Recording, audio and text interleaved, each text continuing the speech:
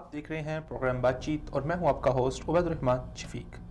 ناظرین کرام، دینی مدارس کے طلباء، علماء معاشرے کے لیے ان کا ایک بہت بڑا کنٹریبیوشن ہے، معاشرے کی فلاح کے لیے، معاشرے کی بہبود اور ترقی کے لیے جس قدر انہوں نے قربانیاں دی ہیں اور جس حد تک انہوں نے اپنا کردار ادا کیا ہے، اگر آپ تاریخ کے اوراق کردانی کر کے دیکھیں تو آپ کو اس جیسی بے لوث خدمات کی عظیم مثالیں نہیں ملیں گی۔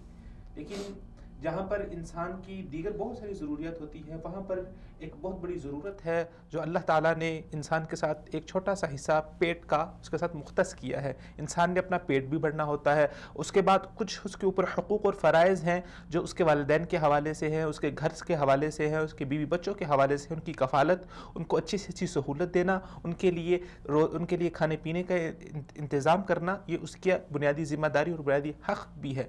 تو مدارس کے طلباء اور علماء کو جہاں اور بہت سارے مسائل کا سامنا ہے، جہاں اور بہت ساری مشکلات کا سامنا ہے، وہاں ایک بہت بڑا مسئلہ یہ ہے کہ معاشرے نے ان کا مسلسل استحصال کیا ہے، ان کا حق جو تھا وہ ان کو نہیں دیا۔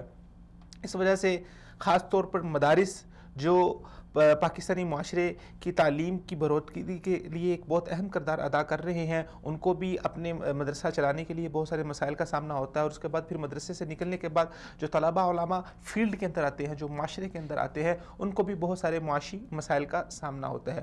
آج کے ہم اپنے پروگرام کے اندر اسی حوالے سے بات کریں گے کہ مدارس کے طلباء معاشی حوالے سے ان کو کیا کیا مسائل ہیں، اور ہم بطور فرد ان کا کس طرح ان کی مدد کر سکتے ہیں، ان کے مسائل کو کس طرح حل کر سکتے ہیں، اور وہ کیا کیا تجاویز ہے جس کے ذریعے مدرسہ اپنے نظام کو بہتر بنا سکتا ہے، اپنے مالیاتی نظام کو، ان کا جو انفراسٹرکچر ہے اکانومی کے لحاظ سے اس کو کیسے بہتر بنا سکتا ہے۔ ہمارے ساتھ اسٹوڈیو میں موجود ہیں محترم جناب سینئر اینکر پرسن ہیں، کسی تعارف کے محتاج نہیں، محترم اقرار عباسی صاحب، میں آپ کو اپنے پروگرام میں خوش آمدید کہتا ہوں۔ اسی طرح ہمارے ساتھ موجود ہوں گے لائیو کال کے اوپر محترم فاروق قادری صاحب، جو کہ اسلامک افیئرز 90 نیوز چینل کے اس کے سرپرست ہیں، اس کے ہیڈ ہیں، اور اس کے ساتھ کراچی یونیورسٹی سے ہمیں جوائن کریں گے ڈاکٹر عمیر محمود صدیقی صاحب۔ گفتگو کا سلسلہ لیے چلتے ہیں اپنے اسٹوڈیو کے جناب اقرار عباسی صاحب کی جانب۔ جی اقرار عباسی صاحب، جیسے کہ تمہید میں نے تھوڑا سا بیان کیا کہ مدارس کے طلباء معاشی حوالے سے بہت سارے ان کو مسائل ہوتے ہیں، تو آپ کیا سمجھتے ہیں کہ یہاں پر کہاں پر وہ کوتاہی رہ گئی معاشرے کی طرف سے یا خود اہل مدارس کی طرف سے کہ آج صورتحال اور نوبت یہاں تک پہنچی ہے؟ بسم اللہ الرحمن الرحیم۔ سب سے پہلے تو میں آپ کا شکریہ ادا کرتا ہوں کہ آپ نے مجھے اپنے پروگرام میں انوائٹ کیا اور اس عنوان پہ مجھے گفتگو کا موقع دیا ہے۔ سب سے پہلی بات تو یہ ہے کہ اس وقت پاکستان میں الگ سے مدارس کے طلباء معاشی مسائل کا شکار نہیں ہیں، بلکہ تمام تعلیم یافتہ طبقہ معاشی مسائل کا شکار ہے۔ اس کی زندہ مثال یہ ہے کہ آپ اگر کوئی دیکھیں اخبار میں اشتہار آتے ہیں نوکری کے، تو اگر اس نوکری کے لیے قابلیت ماسٹر بھی شرط ہوتی ہے تو جہاں پہ 10 اسامیاں ہوتی ہیں وہاں پہ 10,000 افراد بھرتی ہونے کے لیے آ جاتے ہیں۔ صحیح۔ ان 10,000 میں سے صرف 10 کو سلیکٹ کرنا ہوتا ہے، تو 10 اسامیوں پہ 10,000 افراد اگر انٹرویو دے رہے ہیں اور ان میں ایک بھی مدرسے کا نہیں، تمام ماسٹر کیے ہوئے مختلف یونیورسٹیز سے، تو اس کا مطلب یہ ہے کہ صرف مدارس کے طلباء معاشی مسائل کا شکار نہیں ہیں۔ ہاں، مدارس کے طلباء بھی ہیں، اور جو اسکول کالجز کے طلباء ہیں وہ بھی معاشرے میں معاشی مسائل کا شکار ہیں۔ لیکن چونکہ آج آپ کا موضوع صرف مدارس کے طلباء کے حوالے سے ہے، تو میں سمجھتا ہوں مدارس کے طلباء بھی معاشی مسائل کا شکار ہیں، اور اس میں بہت ساری اس کی بنیادی وجوہات ہیں۔ اچھا، آپ نے ایک بنیادی جو نقطہ ذکر کیا ہے کہ دیگر جو طلاب ہیں اور دیگر جو معاشرے کے افراد ہیں وہ بھی معاشی طور پر مسائل کا شکار ہیں، لیکن اگر ہم کمپیریزن کر کے دیکھیں ایک مدرسے کے طالب علم کا یا ایک مدرسے کے استاد کا یا ایک اسکول کے استاد کا یا ایک دیگر کسی بھی معاشرے کے کسی بھی طبقے سے تعلق رکھنے والے فرد کا دیکھیں تو ہمیں ایک بہت فرق نظر آتا ہے، جو حقوق اور جو چیزیں ایک طالب علم یا ایک عالم کو دی جاتی ہیں اور ایک عام فرد کو دی جاتی ہیں۔ میں اس طرف آتا ہوں، لیکن میں اس کو معاشی مسئلہ نہیں سمجھتا ہوں کہ معاشرتی مسائل ایک الگ چیز ہے، معاشی مسئلہ ایک الگ ہے۔ ایک چیز آپ دیکھیں، ہر سال مدارس سے تقریباً میرے خیال میں 2 لاکھ سمتنگ، اس سے زیادہ کچھ لوگ فارغ ہو رہے ہیں، تو آج تک میں نے کبھی بھی نہیں دیکھا کہ مدارس کے طلباء نے کہیں رل مل کے مظاہرہ کیا ہو کہ ہمیں معاش فراہم کیا جائے، ہمیں معاش نہیں مل رہا۔ اور دوسری بات، ایک چیز اور جو میں بالکل ابتدا میں کاؤنٹ کرنا چاہتا ہوں اس آپ کے پروگرام میں، کہ تعلیم کا مقصد کبھی بھی روزگار نہیں ہوتا ہے۔ صحیح۔ اور اگر تعلیم کو آپ روزگار کے مقصد کے لیے حاصل کر رہے ہیں تو وہ تعلیم نہیں ہے، وہ ہنر ہے۔ ٹھیک ہے، آپ ایک لوہے سے مختلف چیزیں بنانے کا ہنر سیکھ لیں، آپ ایک کپڑے سینے کا ہنر سیکھ لیں، اگر تعلیم کو آپ نے معاش کا ذریعہ بنانا ہے تو اس سے بہتر ہے آدمی کوئی ہنر سیکھ لے۔ تعلیم انسان بننے کے لیے اور لوگوں کو انسان بنانے کے لیے سیکھی جاتی ہے، اور پھر جو اسلامی تعلیم ہے وہ معاشرے کا بہترین اور کارآمد فرد بننے کے لیے سیکھی اور سکھائی جاتی ہے۔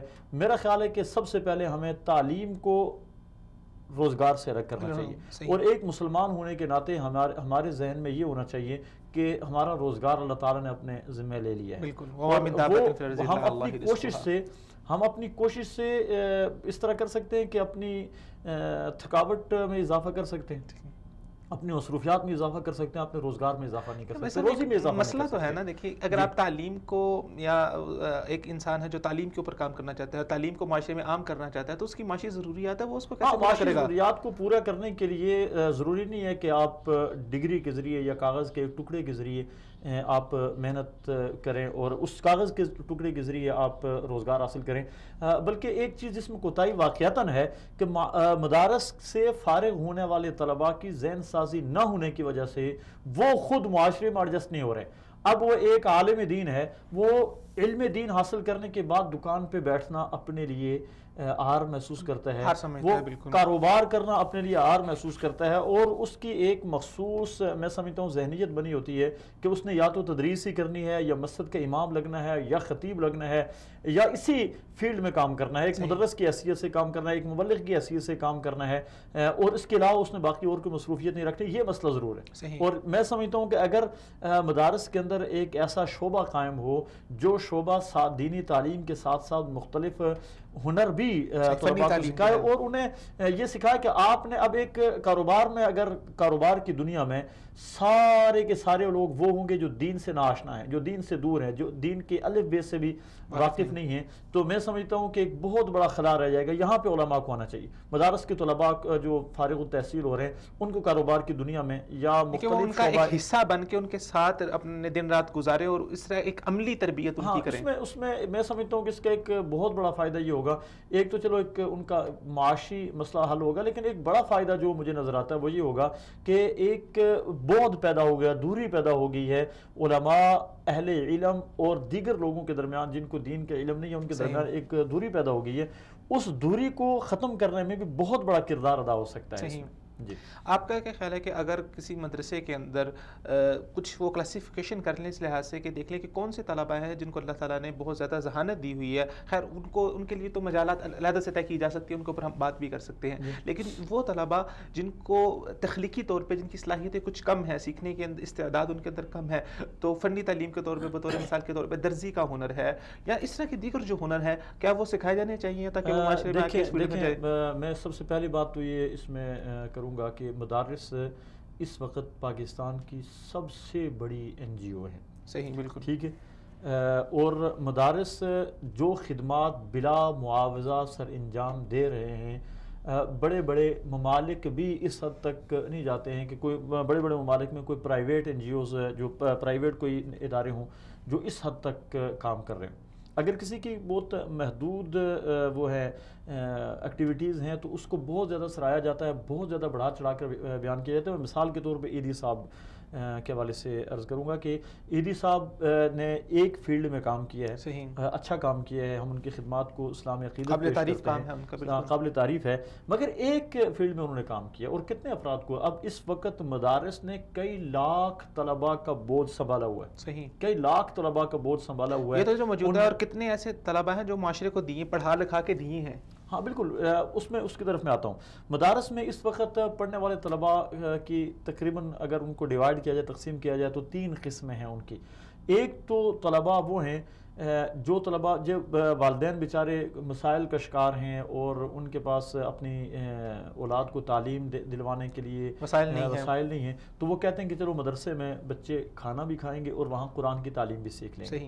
کچھ طلباء وہ ہیں، کچھ طلباء وہ ہیں جو ماشاءاللہ اپنے گھر سے تو اچھے ہیں لیکن وہ مدرسے کی تعلیم کو پسند کرتے ہیں، اور کچھ ہیں جو اچھے یعنی گھرانے کے لوگ ہیں اور وہ بھی مدارس میں تعلیم حاصل کر رہے ہیں۔ اب الحمدللہ یہ تصور ختم ہوتا جا رہا ہے کہ مدارس صرف غریب طلباء کو یا یتیم طلباء کو پڑھاتے ہیں۔ آج سے کچھ عرصہ پہلے یہ تصور تھا کہ مدارس یتیم خانے ہیں جہاں پہ صرف یتیم بچوں کو پڑھایا جاتا ہے. الحمدللہ اب بڑی فیملیوں کے لوگ, ہائی کلاس فیملیوں کے لوگ بھی جو ہے وہ مدارس میں پڑھ رہے ہیں. اب یہاں پہ یہ مدارس ہمارے ملکی خزانے کے بہت بڑے دباؤ کو کم کر رہے ہیں. اگر یہی طلباء, کئی لاکھ طلباء بیک وقت اگر حکومت کے ذمے اور حکومت ان کو سنبھالے تو حکومت کے کتنے اخراجات, بجٹ میں کتنا زیادہ اضافہ کرنا پڑے گا, اور اگر نہیں سنبھالے گی تو پھر جو ناخواندگی کی شرح وہ بڑھے گی. یہ ایک الگ مدرسے کا ایک کریکٹر ہے معاشرے میں کہ مدارس معاشرے سے, ہمارے ملک سے خواندگی کی شرح کو بڑھا رہے ہیں. اور الحمدللہ یہ آپ اس چیز کو دیکھ لیں کہ جب سے تھوڑا بہت شور شرابہ ہوا تو مدارس نے دنیاوی تعلیم کی طرف جب رخ اختیار کیا, تو جہاں جہاں سے مدارس نے دنیاوی تعلیم کی طرف رخ اختیار کیا ہے وہاں مدارس کے طلباء ہی پوزیشن ہولڈر ہیں. بالکل, اس کے لیے میں بہت سارے تعلیمی اداروں کی مثالیں موجود ہیں. اسلام آباد ایک یعنی ہمارا دارالحکومت ہے, کیپٹل ہے ہمارا, وہاں پہ ادارہ علوم اسلامی ایک ہے جہاں پہ طلباء کو ایک بہت اچھے انداز میں پڑھایا جاتا ہے, اور وہ قرآن کے حافظ بھی ہوتے ہیں وہ بچے دینی تعلیم بھی ساتھ حاصل کر رہے ہوتے ہیں, ساتھ میں میٹرک کرتے ہیں. اور گزشتہ کئی عرصے سے میں دیکھ رہا ہوں کہ 1 2 4 5 نہیں, وہ اخبارات وہاں کی بھری پڑی ہے کہ پہلی 16 کی 16 پوزیشنیں ادارہ علوم اسلامی نے لے لی, پہلی 20 پوزیشنیں ادارہ علوم اسلامی نے لے لی. تو مدارس کے طلباء ایک مثال ہے, سینکڑوں مثالیں اس طرح کی موجود ہیں. بالکل ایسے کراچی کی مثالیں آپ لے لیں, لاہور کی مثالیں بہت ساری, اور یہ مختلف مکاتبہ فکر یعنی کسی ایک مکتب فکر نہیں, مختلف مکاتبہ فکر جو ہیں ان کے مدارس جو ہے جب ان کا رجحان دینی تعلیم کے ساتھ ساتھ دنیاوی تعلیم کی طرف پیدا کیا گیا تو چونکہ مدارس میں طلباء کو تعلیمی ماحول ملتا ہے. میں یہ دعوے کے ساتھ کہہ سکتا ہوں کہ جو تعلیمی ماحول اسکول کالج میں بچوں کو دیا جاتا ہے اس سے 1000 گنا اچھا ماحول مدارس میں طلباء کو دیا جاتا ہے, اور اس کے ساتھ ساتھ مدارس میں طلباء کی تربیت بھی ہوتی ہے. تربیت کے بعد ایک اچھا انسان بنا کے مدارس ایک طالب علم کو معاشرے کے حوالے کرتے ہیں, بلکہ معاشرے کے رحم و کرم پہ چھوڑ دیتے ہیں. یہ تو آپ کی ایک سٹیٹمنٹ ہے جو دینی مذہبی رجحان رکھنے والے لوگ دیتے ہیں. اچھا, ایک سٹیٹمنٹ وہ ہے جو معاشرہ دیتا ہے, وہ کہتے ہیں کہ مدرسے جو ہیں وہ دہشت گرد تیار کر کے معاشرے کے اوپر چھوڑ دیتے ہیں, یا انتہا پسند تیار کر کے معاشرے پہ چھوڑ دیتے ہیں. ہم یعنی کہ دیکھیے حقیقت کیا ہے, یہ ایک مخصوص لابی ہے جس نے مدارس کو بدنام کرنے کے لیے اس طرح کی یعنی میڈیا کے ذریعے اس کو پروان چڑھایا, اس سوچ کو, اس فکر کو. ایک چھوٹی سی مثال میں دیتا ہوں.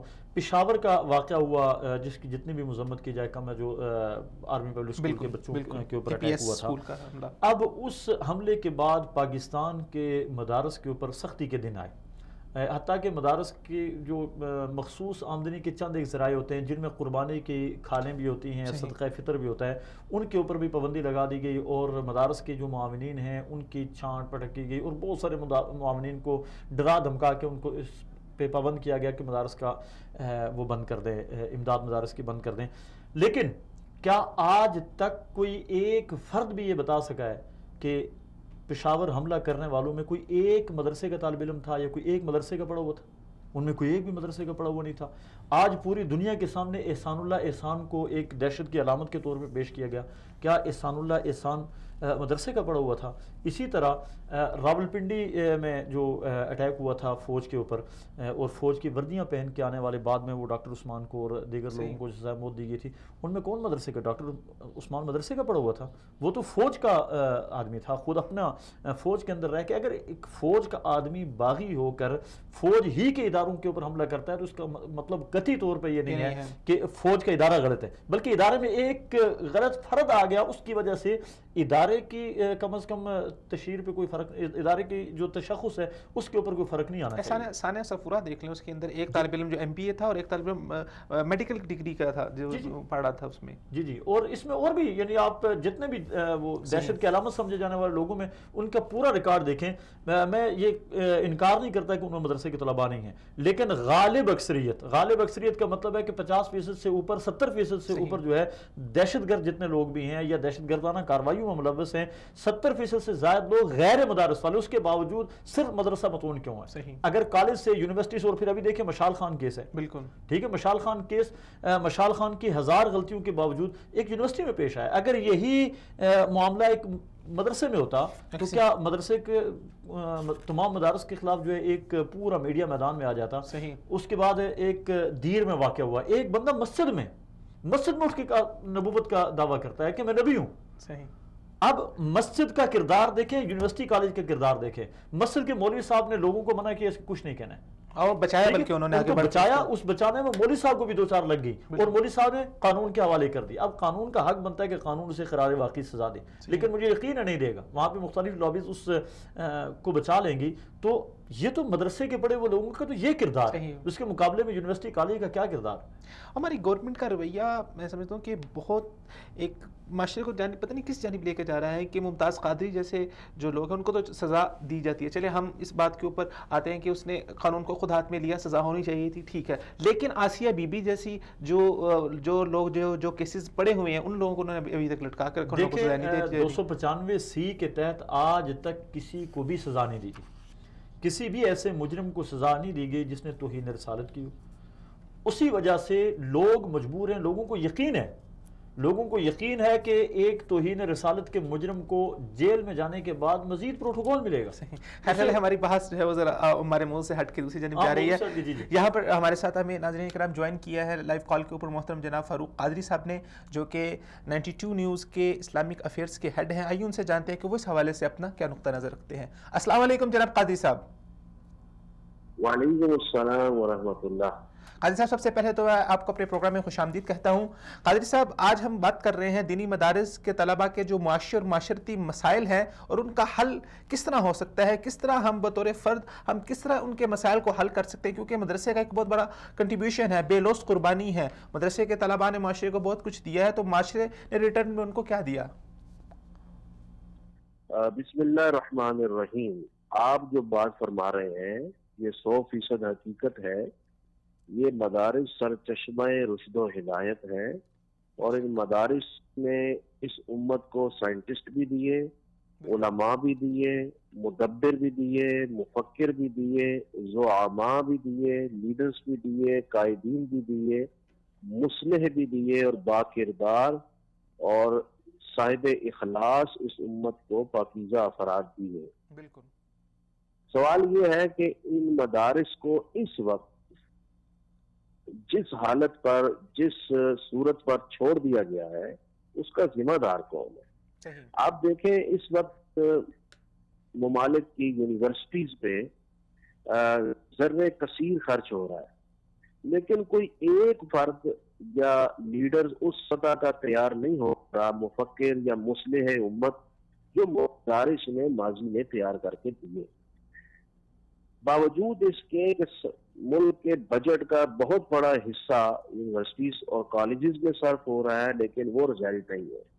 لیکن مدارس کے افراد کی حوصلہ افزائی کرنے کے بجائے ان پر تنقید کے نشتر بار بار لگائے جا رہے ہیں. آپ دیکھ رہے ہیں یہ مدارس اپنے مرحلے میں نہ چلتے ہیں، قرآن و سنت اور اس کے ضمنی اور ذیلی علوم کی ترویج اور ارشاد پر یہ تگ و دو اور بھرپور کوشش کرتے ہیں، اور اس کے ساتھ ساتھ خصوصی طور پر طلباء کی کردار سازی پر بطور خاص خیال رکھا جاتا ہے، اور جس کی وجہ سے آج امت مسلمان کچھ نہ کچھ جو بھی اپنی ساکھ بحال یا بچا کر رکھی ہوئی ہے وہ انہی مدارس کے تیار کردہ افراد کا کام ہے. ضرورت اس بات کی ہے کہ مدارس کو اپنے سے جدا ایک کٹھا اور ٹکڑا سمجھنے کے بجائے اس امت کا ایک خاص حصہ سمجھ کر ان کا دست و بازو بنے، اور اگر اس کی اصلاح کے لیے کچھ آراء ہیں تو وہ پیش کی جائیں، اور مشترکہ تبادلہ خیال سے ان مدارس کو بہتر سے بہترین بنایا جائے. بالکل قائد صاحب، اصلاح کی گنجائش تو ہر جگہ پہ موجود ہوتی ہے اور وہ کبھی ختم نہیں ہو سکتی. یہ بالکل صحیح. تو قادری صاحب آپ کیا دیکھتے ہیں کہ مدرسے کو اس حوالے سے کیا اقدام کرنے چاہیے اور معاشرے کو کیا اقدام کرنے چاہیے کہ یہ جو ایک اتنا بڑا انسٹیٹیوٹ ہے اور ادارہ ہے اس کو کس طرح مزید فعال بنایا جا سکتا ہے جو معاشرے اور پاکستان کی تعمیر و ترقی میں اپنا ایک بہت اہم کردار ادا کر سکے؟ میری نظر میں چند چیزوں کی بہت زیادہ ضرورت ہے.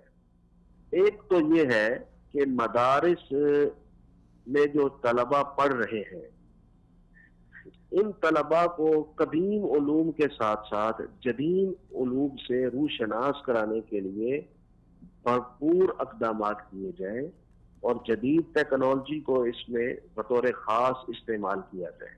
صحیح. جدید علوم کے ساتھ ساتھ اس بات کی بھی ضرورت ہے کہ مدارس کے طلبہ کو ماحول بھی جدت کے مطابق پیش کیا جائے. مثلا فرنشڈ ادارے ہونے چاہیے, قابل قدر کلاس رومز ہونے چاہیے, اور اس کے ساتھ ساتھ اس دور میں چونکہ آپ دیکھتے ہیں کہ یونیورسٹیز میں اسکالرشپ دیے جاتے ہیں جس کی وجہ سے طلبہ اس جانب مائل ہوتے ہیں, مدارس کی جانب طلبہ کو متوجہ کرنے کے لیے وظائف کا اہتمام ہونا چاہیے تاکہ جو غریب طلبہ ہیں ان کو جو مالی پریشانیاں ہیں وہ دقت ان میں حائل نہ ہو.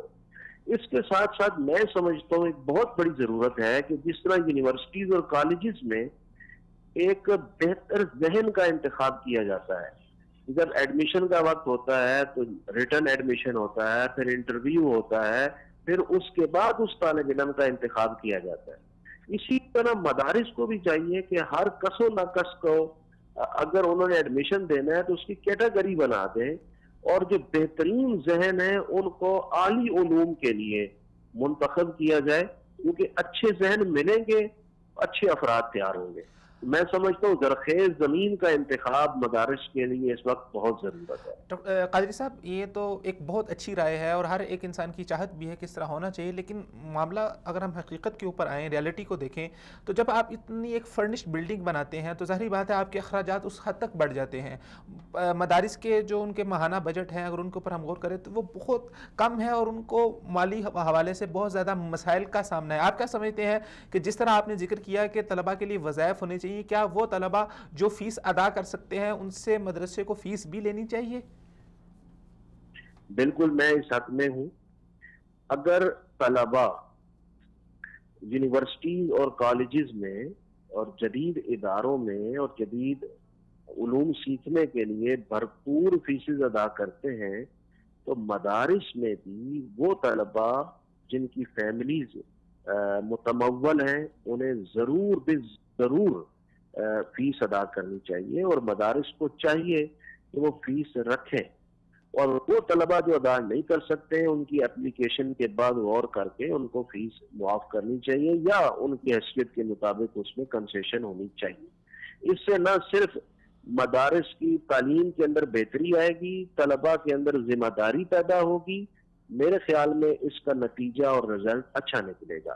لیکن اس کے ساتھ ساتھ اگر گورنمنٹ جس طرح یونیورسٹیز پر بجٹ ایک منتخب کر کے اخراجات کرتی ہے, مدارس کو بھی اپنی ذمہ داری سمجھ کر تعاون کریں اور چیک اینڈ بیلنس رکھیں اور ان کی اکاؤنٹیبلٹی بھی کریں, تو میں سمجھتا ہوں کہ اگر گورنمنٹ خود مالی طور پر تعاون کرے گی اور ان کی ڈگری کو ایک حیثیت دے گی تو اس سے بہترین افراد تیار ہونے میں بہت مدد ملے گی.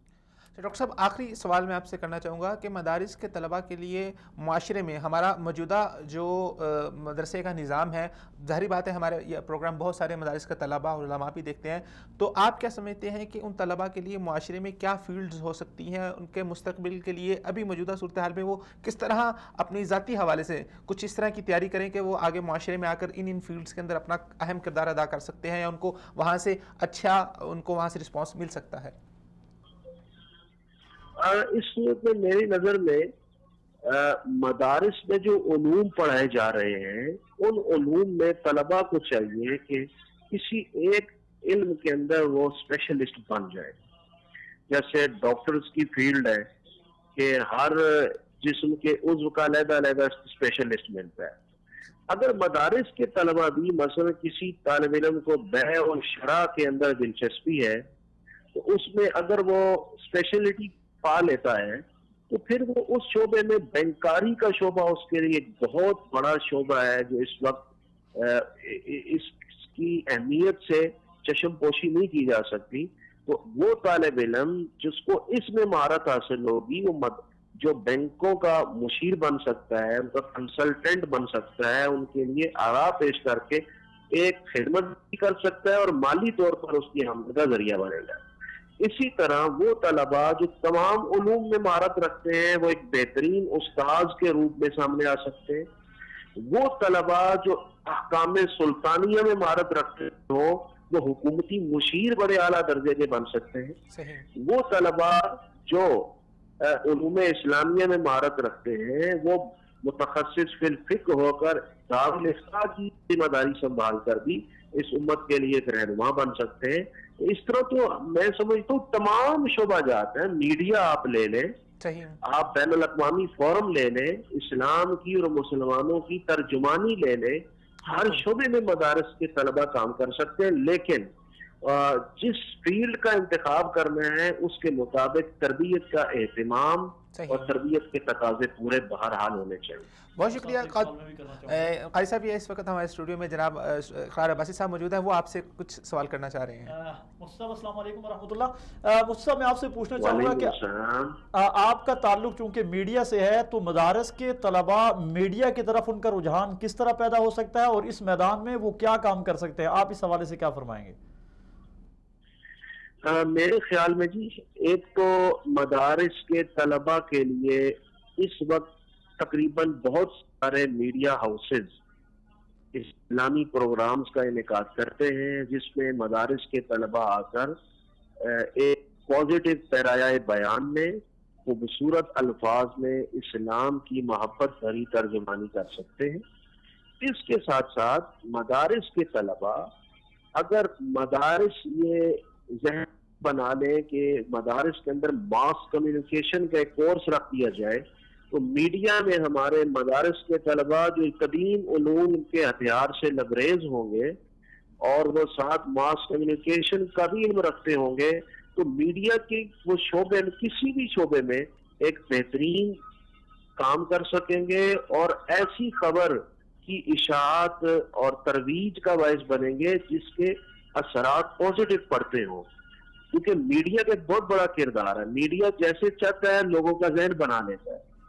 अगर मीडिया के अंदर बड़ा किरदार और ऐसे साले अफराद आएंगे तो यकीनन जो फहाशी की एडवर्टाइजमेंट है, जो ऐसी अखबार हैं जो लोगों के लिए मनफी सोच का, मनफी किरदार का बायस बनती हैं, ऐसे अफराद की वजह से उसके अंदर एक रोक पैदा होगी।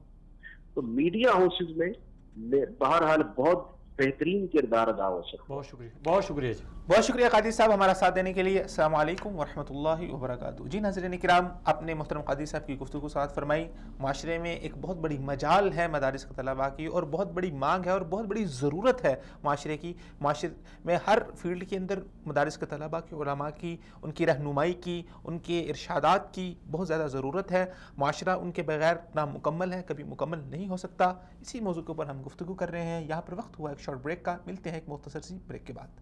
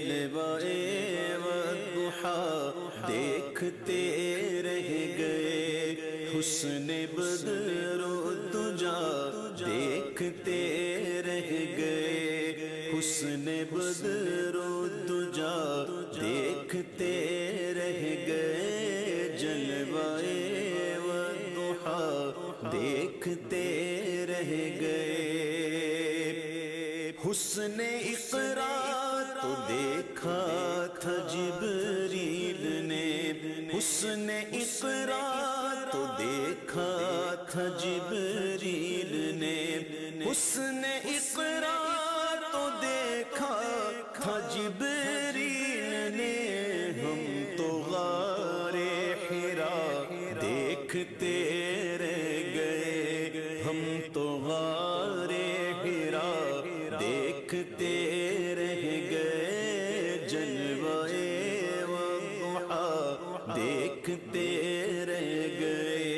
حسن بدر و دجا دیکھتے رہ گئے عرش پر پہنچے آقا تو روح امی عرش پر پہنچے آقا تو روح امی عرش پر پہنچے آقا تو روح امی سدرۃ المنتہا دیکھتے رہ گئے سدرۃ المنتہا دیکھتے رہ گئے جلوائے والضحا دیکھتے رہ گئے حسن بدر و دجا دیکھتے رہ گئے چاند دو ٹکڑے ہو کر تصدق ہوا چاند دو ٹکڑے ہو کر تصدق ہوا چاند دو ٹکڑے ہو کر تصدق ہوا دشمن مصطفیٰ دیکھتے رہ گئے دشمن مصطفیٰ دیکھتے رہ گئے جلوائے والضحا دیکھتے رہ گئے حسن بدر و دجا دیکھتے رہ گئے روئے روشن پہ زلف سیاہ دیکھ کر روئے روشن پہ زلف سیاہ دیکھ کر روئے روشن پہ زلف سیاہ دیکھ کر ہم دہا اور سجا دیکھتے رہ گئے ہم دہا اور سجا دیکھتے رہ گئے جلوائے والضحا دیکھتے رہ گئے حسن بدر و دجا دیکھتے رہ گئے دیکھتے رہ گئے دیکھتے رہ گئے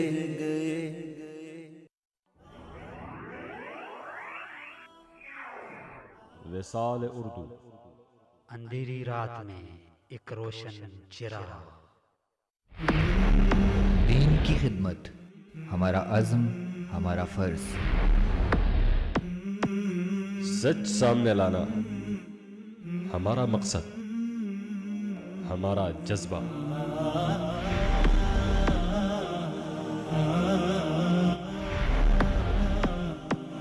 اللہ کا حکم ہمارا ایمان ہماری پہچان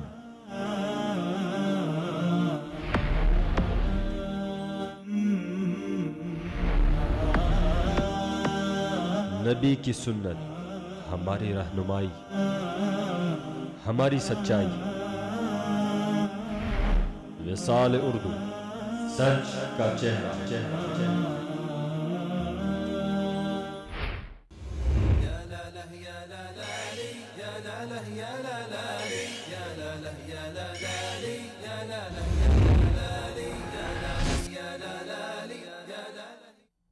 ویلکم بیک ناظرین، پروگرام میں آپ کو ایک مرتبہ پھر خوش آمدید کہتے ہیں۔ گفتگو کا سلسلہ جاری ہے۔ ہمارے ساتھ اسٹوڈیو میں موجود ہے محترم جناب اقرار عباسی صاحب۔ گفتگو چل رہی ہے دینی مدارس کے معاشی اور معاشرتی مسائل اور ان کا حل۔ گفتگو کا سلسلہ لیے چلتے ہیں اپنے اسٹوڈیو کا جناب اقرار عباسی صاحب کی جانب اور ان سے جانتے ہیں کہ مدرسے نے معاشرے کو بہت کچھ دیا، تو مدرسے نے معاشرے کو کیا دیا اور معاشرے نے ریٹرن میں مدرسے کو کیا دیا، اس کو پتہ تھوڑی سی روشنی ڈالیے۔ بسم اللہ الرحمن الرحیم۔ بہت اہمیت کا حامل یہ سوال ہے کہ مدارس نے یا مساجد نے معاشرے کو کیا دیا اور اس کے مقابلے میں معاشرے نے ریٹرن میں کیا دیا ان کو۔ پہلی بات یہ کہ آج سے آپ 20 سال پیچھے چلے جائیں، 20 سال پہلے شہروں میں بھی یہ سچویشن تھی، لیکن دیہات میں بہت زیادہ یہ تھی کہ ہر مسجد میں نماز پڑھانے والا کوئی نہیں ہوتا تھا۔ بالکل، نماز جنازہ پڑھانے کے لیے دور دراز سے کسی خاندانی مولوی کو، یعنی جس کا باپ یا دادا یا پردادا کوئی ایک مولوی تھا تو اس کی وجہ سے وہ مولوی بن گیا، اس کو بلایا جاتا تھا۔ تصور نہیں تھا کہ ہر مسجد میں تراویح کی نماز ہوگی، اور ہر مسجد میں جمعے کی نماز ہوگی، اس چیز کا تصور بھی نہیں تھا۔ صرف گزشتہ 20 سال کا اگر ہم ایمانداری کے ساتھ تجزیہ کریں تو گزشتہ 20 سال میں مدارس نے معاشرے کو بہت کچھ دیا ہے۔ مسجدیں آباد ہیں۔ آج ابھی رمضان آنے والا ہے، آپ رمضان میں دیکھیے آج سے 20 سال پہلے رمضان میں تراویح علم ترى کیف کے ساتھ پڑھانے والا بھی کوئی نہیں ہوتا تھا، صحیح قحط تھا ایک، جی ہاں۔ اور آج ایک حافظ قرآن سنانے والا ہوتا ہے، 20 حفاظ کسی دیہات کی دور دراز مسجد میں اس کے پیچھے سننے والے کھڑے ہوتے ہیں۔ بالکل۔ اور آج سے 20 سال پہلے ایک حافظ سناتا تھا، پیچھے سننے والا کوئی نہیں ہوتا تھا، وہ اکیلا بیچارہ اپنے اس پہ سناتا تھا۔ اور آج الحمدللہ یہ لڑائیاں تو سننے میں آتی ہیں کہ فلاں مسجد میں لڑائی اس بات پہ ہوگی کہ 10 حافظ اکٹھے پہنچ گئے، ایک کہتا ہے میں نے سنانا ہے، دوسرا کہتا ہے میں نے، چونکہ حفاظ کے پاس ایک بہت بڑا ایک اہم موقع ہوتا ہے کہ اس موقع پہ قرآن سنا کے اپنے قرآن کو محفوظ کر لیتے ہیں، اور یہ اللہ تعالیٰ کا ایک تکوینی معاملہ ہے۔ پھر دیکھیں جنازہ پڑھانے والا کوئی نہیں ہوتا تھا، اب الحمدللہ ایک جنازے میں سینکڑوں علماء موجود ہوتے ہیں، بالکل سینکڑوں نہیں تو 20 علماء ہر حال میں ایک جنازے میں موجود ہوتے ہیں۔ اسی طرح دیکھیں بنیادی طور پہ آج معاشرتی تقسیم میں مولوی کی ذمہ داری کیا ہے؟ اس نے مسجد کو آباد رکھنا ہے، اس نے مدرسے کو آباد رکھنا ہے۔ آپ نے کبھی نہیں سنا ہوگا کہ مولوی نے آج فجر کی اذان نہیں دی، آج مولوی سوتا رہ گیا جی اپنی ڈیوٹی پہ نہیں ہے۔ 5 وقت کی نماز ہے، 5 وقت کی نماز مولوی اپنے وقت پر پڑھا رہا ہے۔ بالکل۔ آپ نے کبھی نہیں سنا ہوگا کہ جنازہ پڑھا رہا اور کوئی پڑھانے والا مولوی نہیں ہے۔ آپ نے کبھی بھی نہیں سنا ہوگا کہ مسجد ہے اور وہاں پر اذان دینے والا کوئی نہیں ہے، وہاں پہ وہ نماز پڑھانے والا کوئی بھی نہیں ہے، بلکہ ہمارا معاشرتی رویہ مولوی کے ساتھ یہ ہے کہ صرف 1 منٹ تاخیر یا 2 منٹ تاخیر کے ساتھ مولوی مسلح پہ آ جائے تو 20 بندے بولنا شروع کر دیتے ہیں، مولوی صاحب کہاں رہتے ہیں جی، ہم فارغ لوگ تھوڑے ہی ہیں، ٹائم پہ آ کے نماز پڑھا لیا کریں۔ یہ ہے کہ مولوی نے مسجد مدرسے کے سلسلے کو قائم رکھا، لوگوں کے نکاح پڑھانے میں کبھی بھی مولوی نے تاخیر نہیں کی، بالکل ٹھیک ہے، لوگ طلاق دینے میں تاخیر نہیں کرتے اور مولوی نکاح پڑھانے میں تاخیر نہیں کرتے۔ اسی طرح پھر ایک چیز دیکھیں، الحمدللہ اس وقت دینی علوم تمام کے تمام محفوظ ہیں، قرآن مجید اپنی اصلی شکل میں محفوظ ہے، رسول اللہ صلی اللہ علیہ وسلم کی تمام احادیث کما حقہ محفوظ ہیں، مولوی نے پہرا دیا ہے دین کے دروازے پہ اور کسی چور و چکے کو داخل نہیں دیا۔ حتیٰ کہ آج میڈیا کا وہ دور جہاں ہر طرح کی گنجائش موجود ہے اور کروڑوں دروازے موجود ہیں، کسی بھی دروازے سے کوئی بندہ بھی داخل ہونا چاہے تو ہو سکتا ہے، لیکن الحمدللہ علماء نے ہر دروازے کے اوپر ایک پہرے دار بٹھا دیا اور بے لوث ہو کے بغیر کسی مد نظر کے، ان کا کوئی مفاد اس چیز سے نہیں ہے، اس سے کوئی مفاد نہیں ہے، مفاد ہے اور مفاد وہ یہ ہے کہ ہمارا اللہ ہم سے راضی ہو جائے، اور یہ ہماری ذمہ داری میں شامل ہے۔ حالانکہ صرف ان کی ذمہ داری میں شامل نہیں ہے، بحیثیت مسلمان لا الہ الا اللہ محمد رسول اللہ پڑھنے والے ہر فرد کی ذمہ داری ہے کہ وہ دین کا پہرے دار بن جائے۔ علماء نے ناموس رسالت کا تحفظ کیا ہے اور تحفظ کا حق ادا کیا، ناموس صحابہ کا تحفظ کیا ہے، ناموس صحابہ کے تحفظ کا حق ادا کیا۔ آج مارکیٹ میں سیرت پہ لکھی جانے والی سب سے زیادہ کتابیں موجود ہیں، وہ کس نے لکھی ہیں؟ اور سیرت میں ایسی کتابیں کہ بندہ پڑھ کے حیران رہ جاتا ہے۔ الرحیق المختوم آپ پڑھیں، حیران رہ جاتا ہے کہ ایوارڈ یافتہ کتاب ہے، ایوارڈ یافتہ، یعنی صرف ایک نہیں ہے۔ اچھا ایک کتاب میں آپ کو ہادی عالم ایک کتاب ہے، یہ مولانا تقی عثمانی صاحب کے ایک چھوٹے بھائی ہیں، ولی محمد ان کا نام ہے۔ اب ان کے نام ولی محمد میں کوئی نقطہ نہیں آتا، ہادی عالم میں نقطہ نہیں آتا۔ یہ 400 صفحے کی کتاب ہے اور پورے 400 صفحے میں ایک نقطہ بھی نہیں ہے، پورے سے 400 صفحے کی کتاب ہے، پورے 400 صفحے میں ایک بھی نقطہ نہیں ہے۔ کیا یہ کس نے لکھی ہے؟ یہ کتاب یہ بھی مولوی نے لکھی ہے۔ رسول اللہ صلی اللہ علیہ وسلم کی سیرت کا ایک عجیب انداز میں دنیا کی ساری زبانوں میں سیرت کی کتابیں لکھی ہیں۔ تو عرض یہ ہے کہ معاشرے نے یہ لوگ دیے ہیں، معاشرے نے یہ لوگ، مدارس نے یہ لوگ معاشرے کو دیے، اس کے مقابلے میں معاشرے نے ریٹرن میں کیا دیا کہ مولوی کو سوائے بدنامی کے کچھ بھی نہیں دیا، مولوی کے لفظ کو گالی بنا کر معاشرے میں پیش کیا، اور مولوی سمجھا کہ شاید معاشرے کا وہ فرد ہے جس کے ساتھ پیٹ کی کوئی ضروریات نہیں ہے اور جس کے دنیاوی اور کوئی مشاغل نہیں ہے۔ حتیٰ کہ مولوی اگر موٹر سائیکل لے لے قسطوں پر لوگ باتیں کرنا شروع کر دیتے ہیں، مولوی مسجد کے پیسے کھانا شروع ہو گیا، مولوی مدرسے کے پیسے کھانا شروع ہو گیا۔ یعنی ریٹرن میں معاشرے نے مولوی کو ماہانہ 5000 تنخواہ پہ رکھا ہوا ہے، اور جب خدا نہ خواستہ کوئی تاخیر ہو جائے، لیٹ ہو جائے، تو اس 5,000 والے مولوی کو بھی تانے ملتے ہیں کہ تمہیں ہم نے تنخواہ دینی ہے، تنخواہ لیتے ہو، فری میں کام نہیں کرتے. یہ اتنا بڑا حفصہ یہ المیہ ہے کہ ایک گھر میں کام کرنے کے لیے جو ملازم رکھتے ہیں اس کو بھی 5,000 سے زیادہ تنخواہ ملتی ہے، اور وہ باقاعدہ اس کا حق جتاتا ہے کہ میں پیسے لیتا ہوں، آپ پیسے دیتے ہو اور میں اپنا کام کرتا ہوں تو آپ پیسے لیتا ہوں آپ سے. لیکن مولوی اس نے کبھی اس بات کا حق بھی نہیں جتایا. پرائیویٹ سکولوں میں آپ نے دیکھا ہوگا کچھ عرصہ پہلے، بلکہ اب تک بھی دور دراز جو پرائیویٹ سکول ہیں ان میں جو لیڈیز ٹیچریں رکھی جاتی ہیں، چونکہ ان کے پاس وقت بھی ہوتا ہے اور ان کی کھپت بھی معاشرے میں نہیں ہے، تو ان کو 1,000 1,500 2,000 3,000 میں ایز اے لیڈی ٹیچر رکھ لیا جاتا تھا. ابھی اسلام آباد کے تمام تعلیمی اداروں کے لیے جو حکومت نے پالیسی بنائی ہے، اس میں پہلے دن اگر ایک ٹیچر آ کر آپ کے پاس ایز اے ٹیچر کام کرتی ہے تو کم از کم تنخواہ آپ اس کو 14,000 دیں گے. ایک پرائیویٹ ادارے میں چاہے اس کی آمدن جتنے بھی ہے 14,000 تنخواہ کم از کم دیں گے، اور تمام اسلام آباد کے تعلیمی اداروں کو یہ نوٹس جاری کیا گیا. اب آپ اندازہ لگائیں کہ ایک لیڈی ٹیچر جو 1,500 2,000 کام پہ راضی تھے، اب اس کو 14,000 دے رہے ہیں. صحیح. تو مولوی کا تو معاشرے میں کوئی حق بنتا ہے. ویسا گفتگو کا سلسلہ جاری رکھتے ہیں. اس وقت ہمیں کال پہ جوائن کیا ہے محترم جناب ڈاکٹر عمیر محمود صدیقی صاحب نے، جو کہ اپنا ایک معروف ان کا شو ہے ضابطہ حیات کے نام سے ARY نیوز کے اوپر وہاں پہ کرتے ہیں، اور اس کے ساتھ ساتھ کراچی یونیورسٹی میں وہ پروفیسر بھی ہیں. آئیے ان سے جانتے ہیں کہ وہ اس سارے معاملے کو کس نظر سے دیکھتے ہیں. السلام علیکم جناب عمیر صاحب. وعلیکم السلام ورحمۃ اللہ. سب سے پہلے تو میں آپ کو اپنے پروگرام میں خوش آمدید کہتا ہوں. ڈاکٹر صاحب، آج ہم جس موضوع کے اوپر بات کر رہے ہیں وہ ہے کہ دینی مدارس کے طلباء کے جو معاشی اور معاشرتی مسائل ہیں وہ کس طرح حل ہو سکتے ہیں. دینی مدارس کے طلباء کو، اور خاص کر خود دینی مدارس کو، وہ کون سی اسٹریٹجی، وہ کون سا طریقہ کار اپنانا ہوگا کہ معاشرے میں نہ صرف ان کو قبول کیا جائے بلکہ وہ معاشرے کی ضرورت بن جائے اور معاشرہ خود ان کو چاہے کہ وہ ہمارا ایک جزو لا ينفك بنے. بسم اللہ الرحمن الرحیم.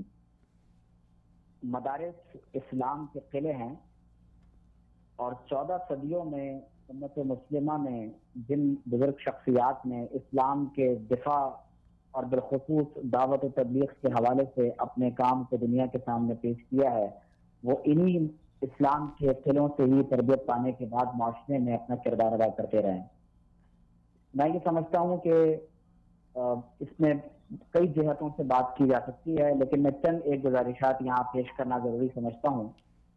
کالونائزیشن کے دور میں اگر آپ دیکھیں تو 15ویں صدی عیسوی سے لے کر 20ویں صدی کے درمیان تک، اس دور میں جہاں کہیں بھی یورپ اور رشیا نے تمام تر اسلامی ریاستوں کو کالونائز کیا، اس کا نتیجہ یہ نکلا کہ انہوں نے وہاں کے علماء کو اس نظام زندگی سے بے دخل کر دیا.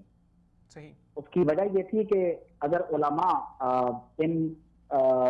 یعنی اپنے کردار کو اگر بہتر طور پر معاشرے میں ادا نہ کر پائیں اور وہ irrelevant ہو جائیں اور معاشرے کے زندہ مسائل سے بات ایڈریس نہ کر سکیں اور معاشی طور پر تنگ دست ہو جائیں، تو یقینی طور پر وہ دور جدید میں اپنا کردار کسی طور پر بھی ادا نہیں کر سکتے.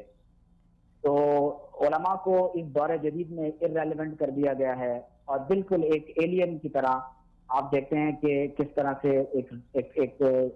ایک غیر انسانی مخلوق کے طور پر وہ ہمیں نظر آتا ہے کہ ان کے ساتھ ٹریٹمنٹ کیا جاتا ہے. تو میں یہ سمجھتا ہوں کہ اس کی ایک بہت بڑی وجہ یہ ہے کہ کالونائزیشن کے دور میں ہم قلعہ بند رہے اور اسلام کی حفاظت کرنے میں لگے رہے، اور یقیناً یہ ایک بڑا اقدام تھا. لیکن کالونائزیشن کے دور کے بعد علماء کو چاہیے تھا کہ وہ ان قلعوں سے باہر نکل کر اپنا کردار ادا کرتے. اب دیکھیے کہ ہم اپنے نصاب کو ہم آہنگ نہیں کر سکے. اب جہاں ہم کتاب البیوع پڑھاتے ہیں تو کاش کہ ہم بینکنگ کے نظام کو، جدید معاشی نظام کو پڑھاتے. جہاں ہم اسلامک جورسپروڈنس کو پڑھاتے ہیں اس کے ساتھ ہم لا کو پڑھاتے. اس کا نتیجہ یہ نکلتا ہے کہ ہمارا جو فارغ التحصیل ہونے والا عالم تھا وہ باقاعدہ معاشرے میں نکل کر ایک مثبت کردار ادا کر سکتا تھا. اب وہ اپنے ہدایہ میں اور کنز دقائق میں جو مسائل پڑھتا ہے ان کا دور جدید میں عملی دنیا سے کوئی تعلق اور واسطہ نہیں ہوتا. تو لہٰذا میں یہ سمجھتا ہوں کہ اگر ہم علماء کے معاشرتی اور معاشی مسائل کے اسباب جاننا چاہتے ہیں تو مختصر لفظوں میں یہ ہے کہ اپنے نصاب کو اور اپنی سرگرمیوں کو دور جدید کے ساتھ ریلیونٹ بنائیں. اور دوسری بڑی بات یہ ہے کہ آپ اپنے نصاب کو ہم آہنگ کر دیں جدید نصاب کے ساتھ اور جدید تعلیم کے ساتھ. تو میں اس کی مثال دوں کہ ہمارے ہاں ایک ادارہ تھا، علیمیہ انسٹیٹیوٹ آف اسلامک اسٹڈیز، جو حضرت شاہ عبد العلیم صدیقی رحمۃ اللہ علیہ کے داماد اور ان کے خلیفہ ڈاکٹر فضل الرحمان انصاری نے بنایا تھا. اور یہ ادارہ 1959 کے اندر قائم کیا گیا، اور الحمدللہ اس ادارے کے جو پڑھنے پڑھانے والے لوگ ہیں وہ دنیا کے مختلف کونوں کے اندر موجود ہیں اور مختلف شعبات سے وابستہ ہیں. تو یہ 50 سالہ تجربہ ہم نے خود اس ادارے کے اوپر کیا ہے، میں نے خود اس ادارے سے پڑھا ہے. تو اگر ہم اپنے نصاب کو درست کر لیں، اور میں یہ سمجھتا ہوں کہ اس کی ایک بڑی ذمہ داری علماء پر خود بھی عائد ہوتی ہے. صحیح. جب علماء اپنے طلباء کو ہنر نہیں سکھائیں گے، ان کو محنت مزدوری کرنا نہیں سکھائیں گے، اور حضور صلی اللہ علیہ وسلم کی سنت کے مطابق عمل کرنا نہیں سکھائیں گے، اور زیادہ تر ان کو یہ سکھائیں گے کہ تم ایک محض یعنی دوسرے لوگوں پر تکیہ کرتے ہو اپنی زندگی کو گزارو، تو یہ تبدیلی کبھی بھی نہیں آ سکتی. ڈاکٹر صاحب، آپ نے ابھی ایک انسٹیٹیوٹ کا ذکر فرمایا اور آپ نے بتایا کہ آپ خود بھی وہاں سے تعلیم یافتہ ہیں، تو اگر اس کا کچھ جو نصابی حوالے سے کچھ آؤٹ لائن ہے یا جو انہوں نے مخصوص طریقہ کار انہوں نے اختیار کیا، اگر اس کے بارے میں تھوڑا سا بتا دیں تو ہمارے بہت سے مدارس کے منتظمین اور طلباء یہ پروگرام دیکھ رہے ہیں تو ان کو بہت سارا فائدہ ہوگا اس سے. جی دیکھیے، ڈاکٹر فضل الرحمان انصاری وہ شخص ہیں جنہوں نے راؤنڈ دا گلوب 5 ٹائمز دنیا کے پہلے مبلغ نے تبلیغی دورہ فرمایا. صحیح. اور شاہ عبد العلیم صدیقی رحمۃ اللہ تعالیٰ علیہ کے ساتھ یہ 22 سال ان کے پرسنل سیکریٹری کے طور پہ بھی رہے. تو انہوں نے علی گڑھ کا نظام بھی دیکھا تھا، وہاں سے خود پڑھا تھا. انہوں نے دارالعلوم دیوبند اور ندوۃ العلماء کو بھی دیکھا تھا. انہوں نے بریلی کے نظام کو بھی دیکھا تھا. تو انہوں نے یہ تمام تر یعنی نظام ہائے تعلیم کو دیکھنے کے بعد وہ اس نتیجے پر پہنچے کہ ہمیں ایک ایسا یعنی دینی تعلیم کا نظام بنانا چاہیے کہ طالب علم دینی تعلیم کے اندر تو مضبوط ہو، لیکن اس کے ساتھ ساتھ وہ دور جدید کے کسی بھی ایک سبجیکٹ کے اندر اس کو مہارت ہونی چاہیے تاکہ وہ ہاتھ پھیلانے کے بجائے کسی کو دے کر چلنے والا اور دین کی خدمت اللہ رب العزت کے راستے میں فی سبیل اللہ کر سکے. اس ادارے کا نصاب انہوں نے اس طرح کا بنایا تھا کہ وہاں پر فلسفی بھی پڑھائی جاتی تھی، لاجک بھی، کمپیریٹو ریلیجن. بنیادی مقصد وہاں کا تھا کہ عالم ہونے کے ساتھ ساتھ انہیں مشنریز بنایا جائے باقاعدہ.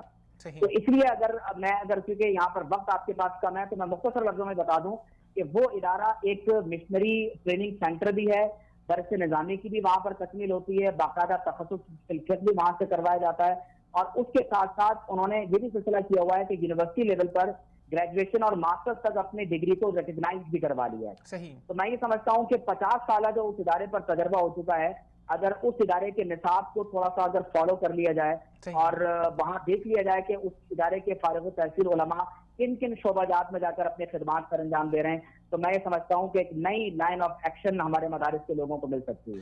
ڈاکٹر صاحب، بہت سارے مدارس کے طلباء ہیں، ہم دیکھتے ہیں کہ ماشاءاللہ انہوں نے خود اپنی صلاحیت اور اپنی محنت کے بل بوتے پہ انہوں نے صلاحیت حاصل کی اور پھر اس کے بعد دیگر جو ہمارے جدید جو راہیں ہیں ان کے اوپر چلے، اور پھر یونیورسٹیز میڈیا کے اندر ہم دیکھتے ہیں کہ بہت سے مدارس کے طلباء بہت اچھی کارکردگی کر رہے ہیں. اور آپ نے اس انسٹیٹیوٹ کا بھی ذکر کیا کہ انہوں نے اپنی ڈگری کو ریکگنائز کروایا ہے گورنمنٹ سے ایکول ماسٹر کے. ہمارے مدارس کا ایک باقاعدہ آپ کو پتہ ہے کہ وفاق بنا ہوا ہے اور ان کی ڈگری بھی وہ حکومت سے منظور شدہ ہے. تو آپ کیا سمجھتے ہیں کہ جو ہمارے پاکستان میں جو یونیورسٹیاں ہیں یا جو ہمارے محکمے ہیں جو ہمارے ادارے ہیں وہ اس ڈگری کو اتنی وقت دے رہے ہیں کہ نہیں؟ دیکھیے، ہمارا ذاتی تجربہ یہ رہا ہے کہ جب وفاق یا تنظیم یا کسی اور ادارے سے کوئی طالب علم ایکویلنٹ سرٹیفکیٹ لے کر آتا ہے تو جامعات کے جو یعنی افراد ہیں وہ اس کو اس نظر سے نہیں دیکھتے جو باقاعدہ ماسٹرز کیا ہوا طالب علم ہوتا ہے. تو میں یہ سمجھتا ہوں کہ اس گیپ کو برج کرنے کی ضرورت ہے، اور مدارس کے طلباء کو چاہیے کہ وہ باقاعدہ اپنے اساتذہ کے ساتھ اور وہ لوگ جو یونیورسٹیز میں جا چکے ہیں ان کے ساتھ مستقل کاؤنسلنگ میں رہیں، اور باقاعدہ ان کا ماسٹرز کرنا ضروری ہے. اور میں آپ کو یہ بتا دوں کہ آئندہ آنے والے وقتوں میں یونیورسٹیز میں یہ نظام رائج ہو جائے گا کہ جو دینی مدارس کی ڈگریز ہیں اسے ایکویلنٹ جو ہے وہ نہیں سمجھا جائے گا. اور یہاں پر میں ایک کتاب ریفر کرنا چاہوں گا، ڈاکٹر فضل الرحمان انصاری کی ایک کتاب ہے the present crisis in Islam and our future educational programme. اس کتاب کا اگر آپ مطالعہ کریں تو آپ کو اندازہ ہوگا کہ انٹلیکچوئل سرفڈم، جو انٹلیکچوئل سلیوری ہے، اس وقت کا سب سے بڑا چیلنج امت مسلمہ کے لیے یہ ہے. اس کے لیے دینی مدارس کے علماء اور جو سیکولر ایجوکیشن سسٹمز کے اندر جو لوگ پڑھ رہے ہیں کس طرح سے ان کے گیپ کو برج کرتے ہوئے انٹلیکچوئل سلیوری سے اس پوری قوم کو باہر نکالا جا سکتا ہے.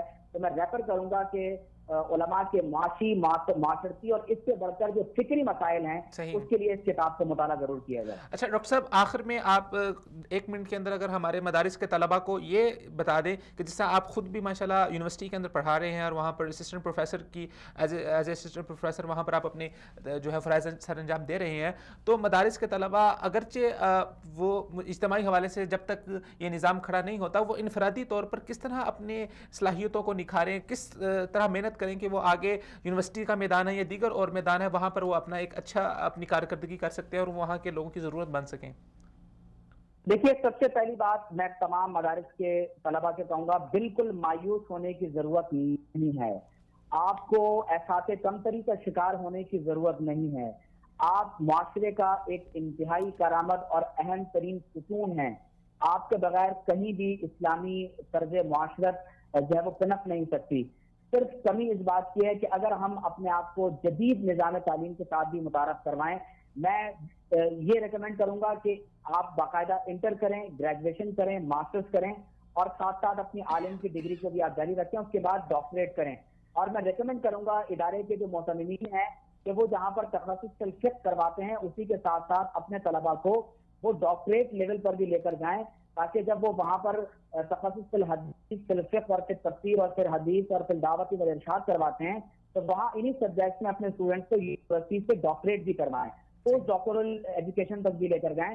تو اس کا نتیجہ یہ ہوگا کہ آپ طلباء یہ ذاتی اور انفرادی نوعیت کے اندر بھی یہ کاوشیں کر سکتے ہیں. یہ کوئی عجوبے کی بات نہیں. بہت شکریہ ڈاکٹر صاحب ہمارا ساتھ دینے کے لیے. السلام علیکم ورحمۃ اللہ وبرکاتہ. جی ناظرین کرام، آپ نے ڈاکٹر عمیر محمود صدیقی صاحب کی گفتگو سماعت فرمائی. انہوں نے یہی ریکمینڈ کیا طلباء کو بھی، مدارس کے منتظمین کو بھی، کہ جدید وسائل کا استعمال کریں، جدید وسائل کو پر عبور حاصل کریں، ان کو سیکھیں، ان کو سمجھیں، اور جو امت کو اس وقت فکری چیلنجز ہیں ان کو سمجھیں اور اس لحاظ سے اپنی تیاری کریں. پھر ہی آپ معاشرے کے اندر ایک کارآمد کردار ادا کر سکتے ہیں. گفتگو کا سلسلہ چل رہا ہے، یہاں پر وقت ہوا ایک شارٹ بریک کا. ملتے ہیں ایک چھوٹی سی بریک کے بعد.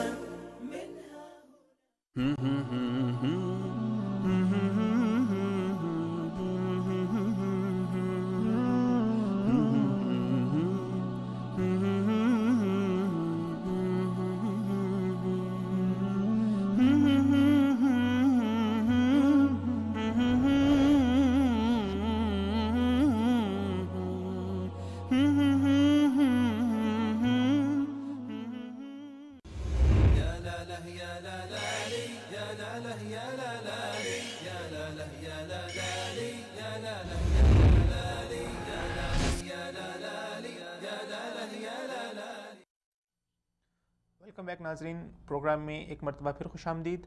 ہمارے ساتھ اسٹوڈیو میں موجود ہے جناب اقرار عباسی صاحب. آئیے گفتگو کا سلسلہ دوبارہ ان کی جانب لے کے چلتے ہیں. جی اقرار عباسی صاحب، آپ نے پروگرام کے شروع میں ایک پوائنٹ اٹھایا تھا، ریز کیا تھا، تو اس وقت سے میرے ذہن میں تھا، میں اسی پوائنٹ کی طرف آتا ہوں. آپ نے کہا تھا کہ تعلیم کو روزگار کا ذریعہ نہیں سمجھنا چاہیے، تو اس کو اس سے الگ رکھنا چاہیے. پھر یہاں پر ایک بنیادی سوال یہ اٹھتا ہے کہ ہم مدارس کے طلباء سے اور علماء سے ہمارا یہ تقاضا ہوتا ہے کہ آپ اس لیول کے اوپر کام نہیں کر رہے جو معاشرے کی ضرورت ہے، جو وقت حاضر کی ضرورت ہے. اگر وہ اپنے ذاتی کاموں کے اندر اور اپنے کاروبار اور فکر معاش کے اندر پڑیں گے تو پھر ظاہری بات ہے کہ جس لیول کے اوپر اور جس طرح کا کام اور جس سطح کا کام اور جس اٹینٹیوٹی کے ساتھ کام ہونا چاہیے وہ نہیں ہو پائے گا. ظاہری بات ہے وہ اپنا کچھ جز وقتی وقت دیں گے تو پھر وہ ہمارا جو ان سے تقاضا ہے کیا وہ بیجا ہے؟ نہیں، دیکھیں، سب سے پہلی بات تو یہ ہے کہ مدارس کا فنڈنگ کا اپنا ایک سلسلہ، ایک بہت بڑا سلسلہ ہے. بنیادی طور پہ یہ ذمہ داری حکومت کی بنتی ہے کہ حکومت تمام مدارس کی معاشی ضروریات کو پورا کرے. اگر حکومت مدارس کی معاشی ضروریات کو پورا کر سکتی ہے تو مدرسے کے وہ عناصر جو اپنی تمام تر صلاحیتیں فنڈ اکٹھا کرنے میں لگاتی ہیں، وہ ساری صلاحیتیں بھی اگر مدرسے کی دیگر امور پہ لگیں گی تو میرے خیال میں مدرسہ بہتر پروگرس دے گا. نسبتاً اس کے کچھ صلاحیتیں جو ہے وہ فنڈنگ کے اوپر لگ رہی ہیں. اور پھر مدارس میں جو علماء کرام کام کر رہے ہیں وہ بھی معمولی تنخواہوں پہ کام کر رہے ہیں. جس طرح ایک پرائمری اسکول کے ٹیچر کو جو تنخواہ دی جاتی ہے، اگر حکومت مدارس کے علماء کو وہ تنخواہ بھی دینا شروع کر دے تو ان کے لیے بہت بڑی تنخواہ گریڈ بندی ہو جائے، جس طرح گریڈ بندی، بالکل گریڈ بندی ہو سکتی ہے اس میں بھی. اور بلکہ اگر صرف پرائمری کی جو تنخواہ، پرائمری اسکول کے ٹیچر کی جو تنخواہ وہاں کے شیخ الحدیث کو بھی دے دی جائے تو وہ بھی بہت بہتر انداز میں مزید بہتر پروگرس دے سکتا ہے.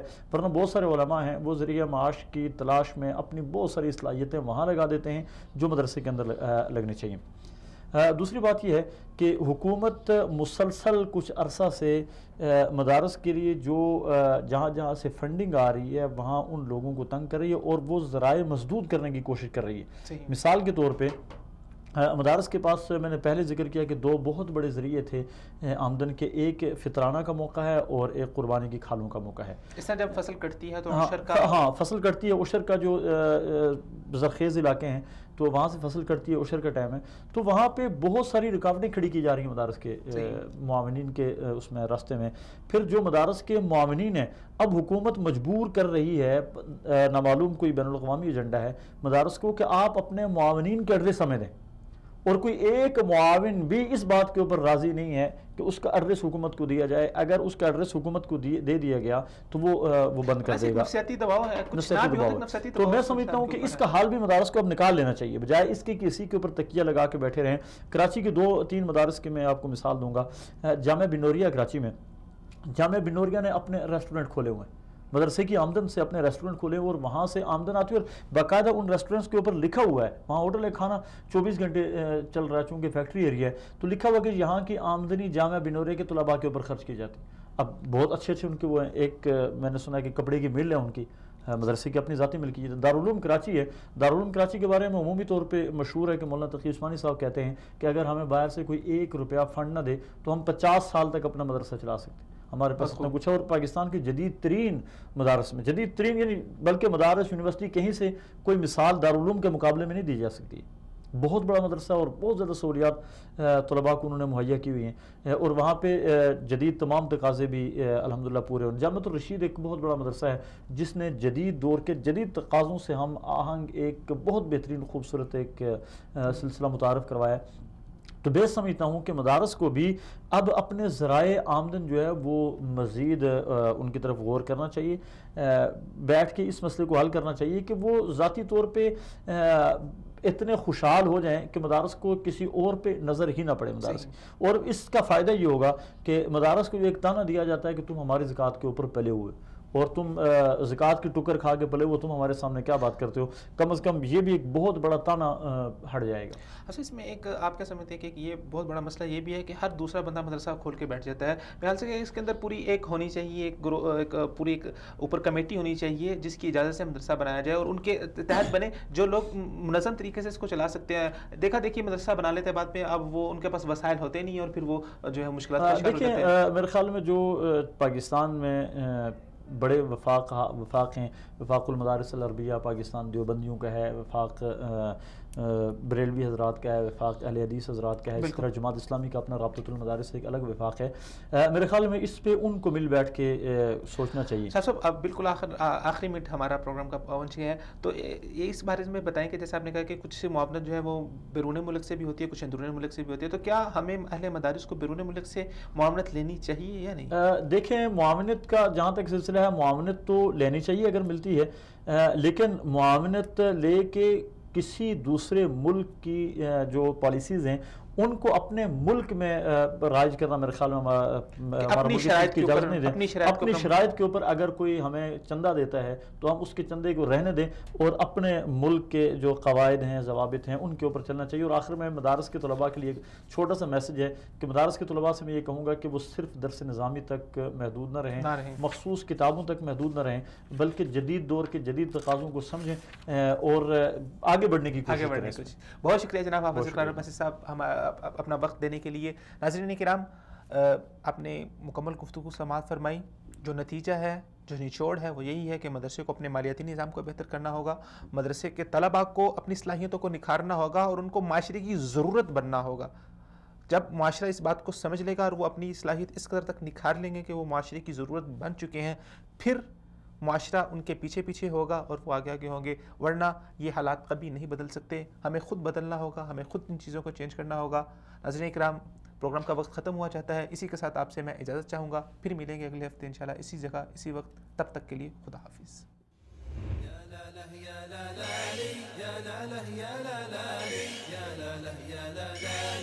یا